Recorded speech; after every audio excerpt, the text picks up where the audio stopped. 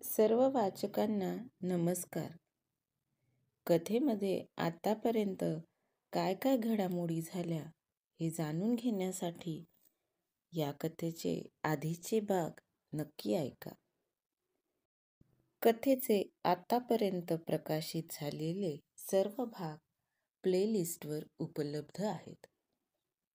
वळूया कथेच्या आजच्या भागाकडं. दुसऱ्याची बायको भाग 8. मी काय म्हणत होते मीनू, आता आपल्या प्रणितसाठी स्थळ बघणं सुरू करायला पाहिजे. आता त्याला चांगली नोकरीही लागलीये. आणि किती दिवस काम करू मी? मला आता कंटाळा आलाय या गोष्टींचा. एकदा का सून घरात आली की तिच्यावर सगळी जबाबदारी सोडून मी मोकळी होणार आहे. एका संध्याकाळी लीलाबाई आपल्या लेकीसोबत मीनाक्षीसोबत बोलत होत्या. हो ग आई, आपण बघूयात मुली. तू ममूला पण सांग. तिच्या सासरच्या नात्यात कुणी असेल तर. सांगेन ग, पण तिच्याकडून काही येईल अशी अपेक्षा नाहीये. आधीच बिचारी सासूरवासात आहे. त्यात तिला कुठं आपलं टेन्शन द्यायचं अजून? लीलाबाई म्हणाल्या. सासूरवास कुणाला नसतो?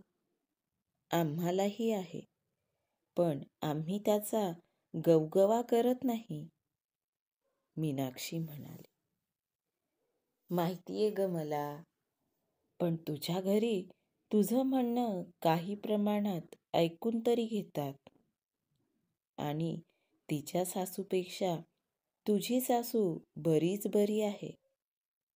म्हणतात ना, दगडापेक्षा वीट मऊ. लीलाबाई म्हणाल्या. दगड असला काय किंवा वीट असली काय, डोकं आपलंच फुटतं ना. मीनाक्षी म्हणाली. हो, पण तिच्या पदरी मूल नाही तर तिला त्यासाठीही त्रास देतात ना तिच्या घरचे. म्हणून म्हटलं, तू तुझ्या घरी आणि तिकडच्या नातेवाईकांना सांगून ठेव प्रणितबद्दल. ठीक आहे, मी सांगते घरी. तू प्रणितलाही विचार, त्याच्या मनात कुणी आहे का, किंवा त्याला कशी मुलगी हवी ते. नाहीतर आपण स्थळ आणावं आणि पोरानं कुणी आवडते म्हणून नकार द्यावा. सासरी सगळ्या नातेवाईकात चर्चा होईल ती होईलच, आणि उगीच माझं नाक कापलं जाईल ते वेगळंच. मीनाक्षी म्हणाली. त्यावर लीलाबाईंनी मान डोलवली. बराच वेळ लीलाबाईंसोबत बोलून मीनाक्षी घरी जायला निघाली. मीनू, हे घे, पोळ्या आहेत यात. घरी गेली की गरम गरम भाजी कर फक्त. लीलाबाईंनी तिला एका पिशवीत डब्बा दिला. अगं, भाजी पण द्यायची असती ना. आता घरी गेल्यावर ती कुठं भाजी करत बसणार? शामराव आतून ओरडले. मग जास्तीचा भाजीपाला घेऊन येत जा ना. भाजी नाहीये घरात. फोडणीचं वरणच करणार आहे आपल्याला. लेकीच्या डब्यात फोडणीचं वरण द्यायला कसं वाटतं? लीलाबाई म्हणाल्या. मग तिच्या घरी फोन करून सांग. आम्ही काही राजे महाराजे नाहीत, रोज पंचपक्वान्न खायला आणि वाटायला. शामराव म्हणाले. मला ना कळतच नाही, हा माणूस या घराचा दुश्मन आहे की अजून कोणी? जाऊ दे मीनू, तू लक्ष नको देऊ. ममू आली की पण हे असेच बोलतात, लीलाबाई म्हणाल्या. तितक्यात प्रणीत ऑफिसमधून आला. तायडे, निघालीस पण? प्रणीत म्हणाला.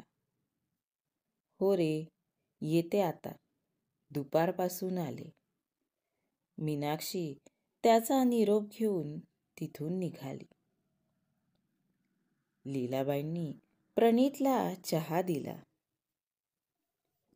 प्रणीत, मी मीनूला सांगितलंय तुझ्यासाठी स्थळ बघायला. बाकी नातेवाईकांनाही सांगून ठेवणार आहे मुलगी शोधायला, लीलाबाई प्रणीतला म्हणाल्या. काय एखाद्या मुलीच्या मागं लागावं तशी माझ्या मागं लागलीस? आत्ताच नोकरी लागली आहे, थोडं स्वतःच्या पैशावर जगू तर दे, प्रणीत म्हणाला. मी कोणती तुला आत्महत्या करायला लावते? लग्नच करायचंय, लीलाबाई त्याला म्हणाल्या. बघू नंतर, प्रणीत म्हणाला. हे बघ, मीनू म्हणत होती तुझ्या मनात कुणी असेल तर तसं सांग. पण प्रणीत, तू लक्षात ठेव, ह्या घरात सून येईल ती माझ्या आवडीचीच. तुझ्या मनात कुणी नसेल तर उत्तमच, आणि असेल तर तुझं ते मॅटर बाहेरच्या बाहेर मिटवून ये. तुझ्यासाठी मुलगी मी बघणार, आणि जी मला आवडेल तीच या घरात येणार. लीलाबाईंच्या तोंडाचा पट्टा सुरू झाला होता. कमाल आहे आई तुझी. तुला तरी कळतंय का तू काय बोलतेस ते? प्रणीत म्हणाला. हो, कळतंय, आणि चांगलंच कळतंय. म्हणूनच आधीच सगळं स्पष्ट सांगितलं, लीलाबाई बडबड करत होत्या. अगं, पण संसार त्याला करायचा आहे, तिकडून शामराव म्हणाले. तुम्ही तर बोलूच नका. संसार त्याला करायचा असला तरी ती पोरगी इथं येऊन राहणार आहे ना. हा काय रोज वर तोंड घेऊन ऑफिसमध्ये चालला जाईल. तिच्यासोबत मला सूत जमवायचं आहे, लीलाबाई म्हणाल्या. आपलं सूत जमलं का कधी कुणासोबत? शामराव म्हणाले. हे बघा, तुम्हाला चांगलं बोलता येत नसेल तर बोलूच नका. सारखं आपलं काय खोचक बोलावं म्हणते मी. सासूबाई गेल्या तेव्हा वाटलं त्यांच्यासोबत आमचा सासूरवासही गेला, पण नाही.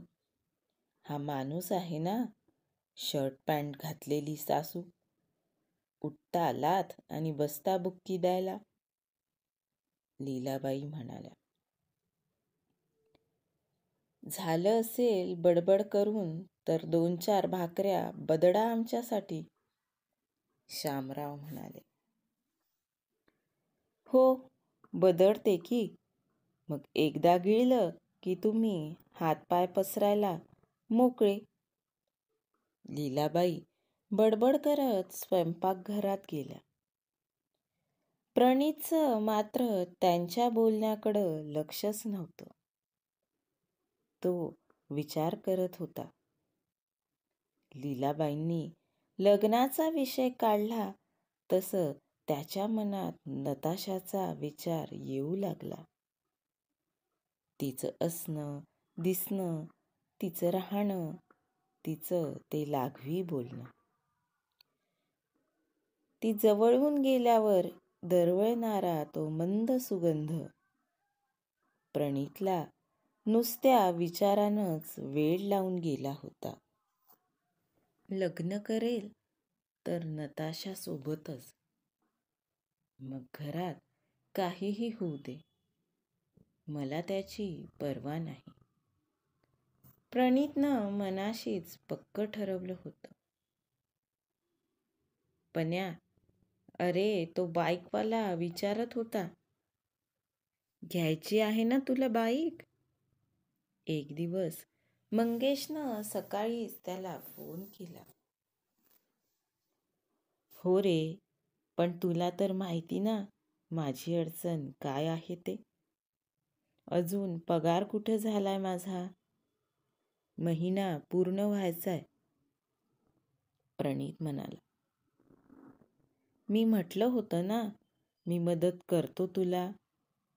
तू कन्फर्म सांग. त्याला गाडी विकायची घाई आहे. दुसरं गिराईक तयारच आहे. मंगेश म्हणाला. ठीक आहे, घेऊन टाक, प्रणीत म्हणाला आणि त्यानं फोन ठेवला. मंगेशनं त्याच्या बाईकचे सगळे व्यवहार केले आणि दुसऱ्या दिवशी संध्याकाळी त्याला ती बाईक दिली. प्रणीत बाईक घेऊन घरी आला. त्यानं अंगणात श्यामरावांच्या स्कूटरजवळ बाईक उभी केली. गाडीच्या आवाजानं लीलाबाई बाहेर आल्या. त्यांच्या मागोमाग श्यामरावही बाहेर आले. का रे, कोणत्या मित्राची गाडी घेऊन आलास? लीलाबाई प्रणीतला म्हणाल्या. मित्राची नाही, माझीच आहे, विकत घेतली मी, प्रणीत म्हणाला. झाले का पैसे उडवणं सुरू? अरे, अजून पहिला पगारही नाही झाला तुझा, श्यामराव म्हणाले. हो रे, पैसे कुठून आणले गाडीसाठी? लीलाबाईंनं त्याला विचारलं. अगं, सेकंड हँड गाडी आहे. तो मंगेश नाही का, त्याच्या गॅरेजवर होती गाडी. त्यानंच दिलेत पैसे सध्याचे. मी 2-4 महिन्यात त्याला परत करून टाकेन. प्रणीत घरात जात म्हणाला. अरे, पण तुला गाडी हवीच कशाला? नसता खर्च. ऑफिसमध्ये बसनं जातोसच ना, श्यामराव म्हणाले. त्यानं म्हणजे बसनं जावं ऑफिसमध्ये आणि तुम्ही तुमच्या स्कूटरवर, हो ना? अहो, तुमचाच मुलगा आहे. घेतली त्यानं गाडी तर घेऊ द्या ना. तुम्हाला पैसे नाही मागितले ना गाडीसाठी, पण तरी तुमच्या पोटात का दुखतंय? बाप आहे की दुश्मन, काही कळायला मार्ग नाही. लीलाबाई बडबड करत स्वयंपाकघरात गेल्या. आरतीचं ताट घेऊन बाहेर आल्या. हे काय आता, श्यामराव म्हणाले. गाडीची पूजा करते ना, लीलाबाई म्हणाल्या. मी स्कूटर घेतली होती तेव्हा नव्हती केलीस पूजा, श्यामराव म्हणाले. तुमची आई होती ना, त्यांनी केली होती कौतुकानं, आठवत नाही का? लीलाबाई म्हणाल्या आणि गाडीची पूजा करायला गेल्या. बघता बघता प्रणीतला ऑफिस जॉईन करून 1 महिना झाला होता. प्रणीतच्या हातात त्याचा पहिला पगार आला होता.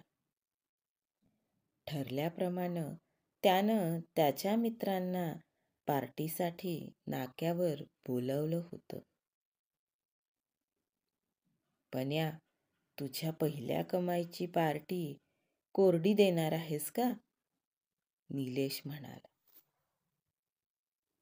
हो तर, पार्टी मोठी पाहिजे आणि तीही ओली. मंगेश सोबत रवीही आला होता. अरे रव्या, तू कधी आलास परत?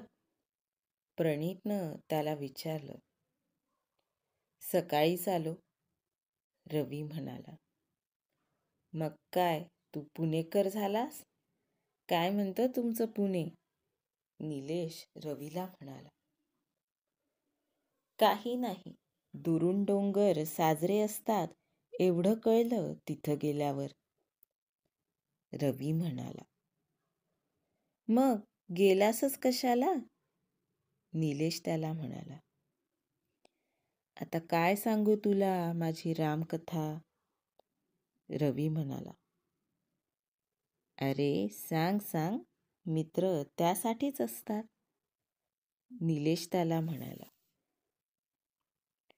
आजची पार्टी इथंच होतंय असा अंदाज दिसतोय, मंगेश म्हणाला. बिलकुल नाही. चला, आज तुम्ही म्हणाल तिथं आणि तशी पार्टी देतो. ए रव्या, तुझी ती रामकथा आपण नंतर ऐकू, प्रणीत म्हणाला. सगळे मित्र आनंदानं पार्टीसाठी निघाले. पण प्रणीतच्या चेहऱ्यावरून तो आनंदी वाटत नव्हता. काय होईल पुढे पाहूया पुढच्या भागात. आजचा भाग कसा वाटला कमेंट करून नक्की सांगा आणि पुढच्या भागाच्या अपडेटसाठी चॅनलला सबस्क्राईब करायला विसरू नका. धन्यवाद.